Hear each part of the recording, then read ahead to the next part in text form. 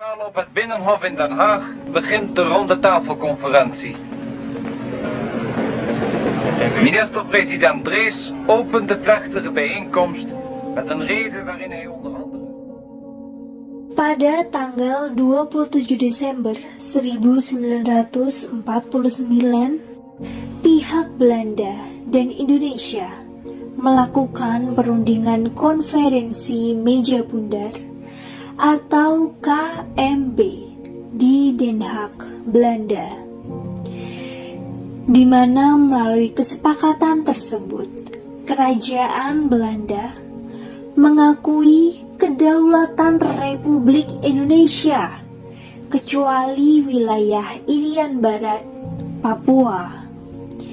Baik Indonesia maupun Belanda sama-sama ngotot merasa lebih berhak atas tanah Irian Barat.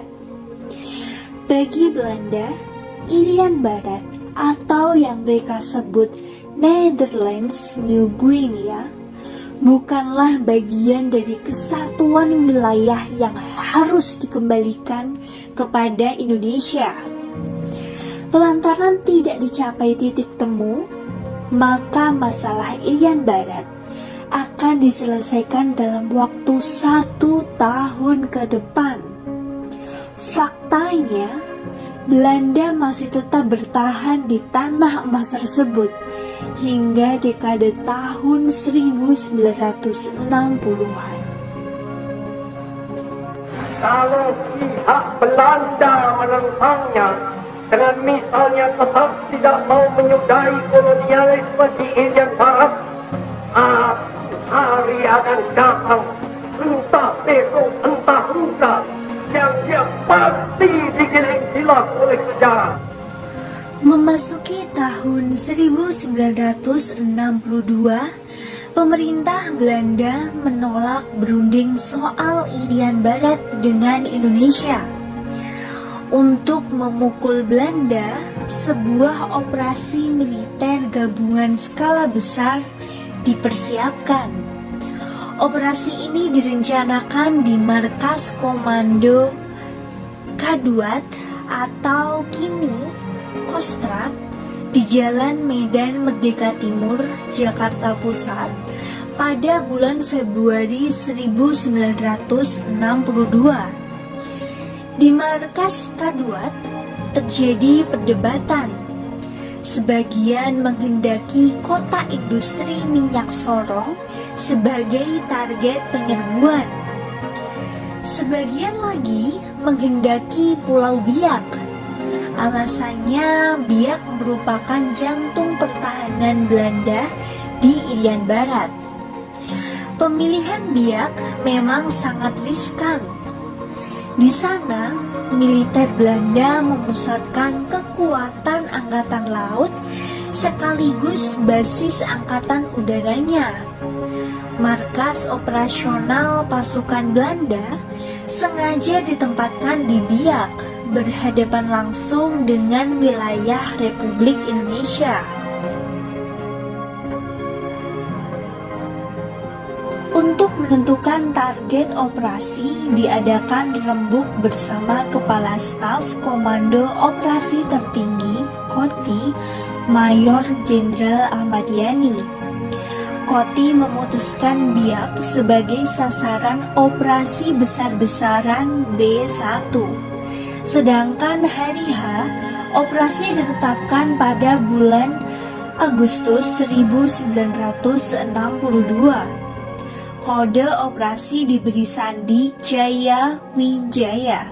Menurut Amir Mahmud, Kepala Staf Gabungan 2 Bidang Operasi Komando Mandala, Soeharto sendiri yang menamai Sandi Jaya Wijaya merujuk puncak tertinggi di Irian Barat. Komodor Angkatan Laut Sudomo memimpin operasi amfibi. Brigadir Jenderal Angkatan Darat Rukman memimpin operasi pendaratan. Kolonel Angkatan Udara Leo Watimena memimpin serangan udara. Sementara Panglima Mandala Maijen Soeharto akan memimpin langsung operasi penerjunan airborne.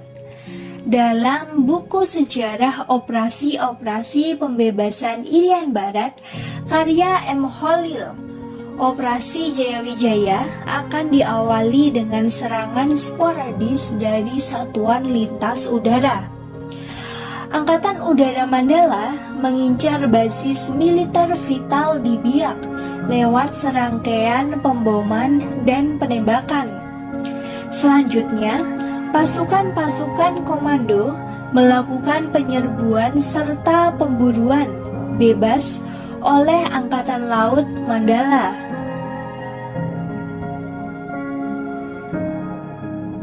Setelah Biak dikuasai, maka pusat pemerintahan di Kota Baru Jayapura harus direbut. Menurut rencana, hari H jatuh pada tanggal 12 Agustus 1962. Namun karena perhitungan cuaca, mundur menjadi 14 Agustus, sebelum hari ulang tahun ke-17 Proklamasi Kemerdekaan, Irian Barat sudah harus di tangan Republik Indonesia. Operasi Jayawijaya mengerahkan hampir seluruh kekuatan inti TNI. Dari Angkatan Darat, sebanyak 20.000 pasukan dari berbagai divisi diturunkan. Angkatan Laut menyumbang 126 kapal meliputi buru torpedo, kapal selam, kapal fregat, buru selam, kapal cepat torpedo, penyapu ranjau, tanker, kapal rumah sakit, termasuk 33 kapal pengangkut dan 3 batalion 10.000 pasukan elit Marinir Korps Komando.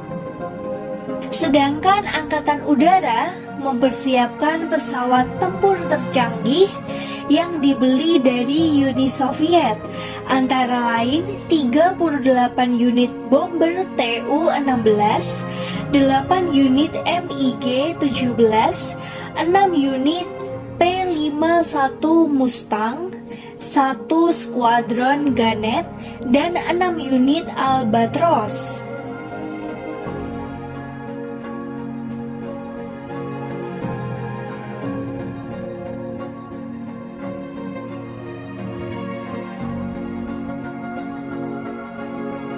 Operasi ini melibatkan personil pasukan sebanyak 70.000 orang, tulis Saleh Jamhari, dan tim pusat sejarah ABRI dalam Tri Komando Rakyat Pembebasan Irian Barat.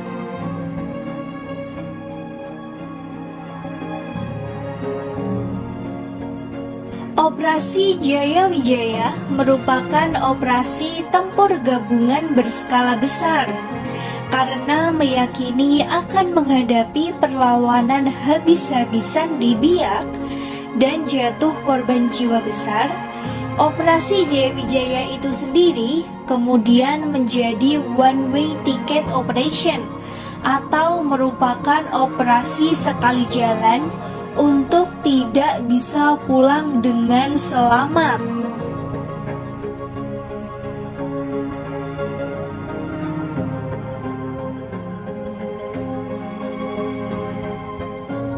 Namun, operasi Jayawijaya yang nyaris digelar akhirnya batal.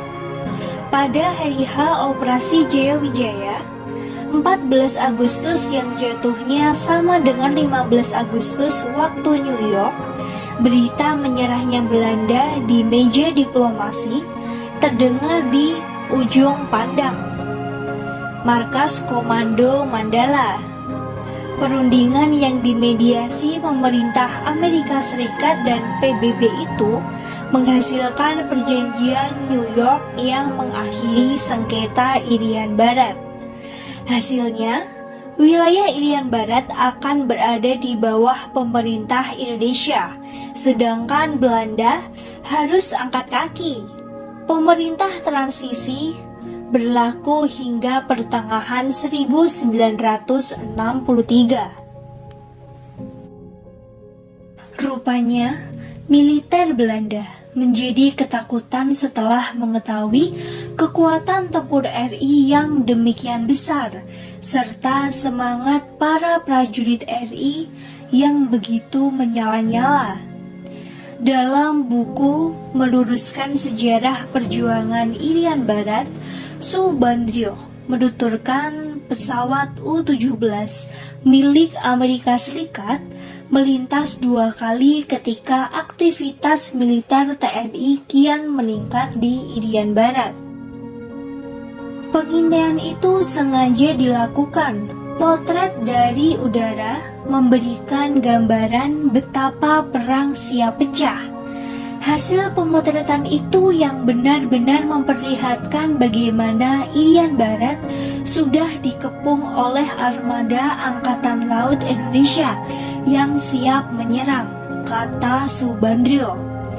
Presiden Soekarno memerintahkan penghentian permusuhan yang berlaku sejak 18 Agustus pukul 19.31 waktu Irian Barat. Seminggu kemudian, Mayor Jenderal Soeharto secara resmi membatalkan Operasi Jaya Wijaya. Bayangkan jika Operasi Jaya Wijaya benar-benar terjadi. Dipastikan pertempuran besar berkobar terjadi di bumi belahan selatan setelah masa Perang Dunia II berakhir.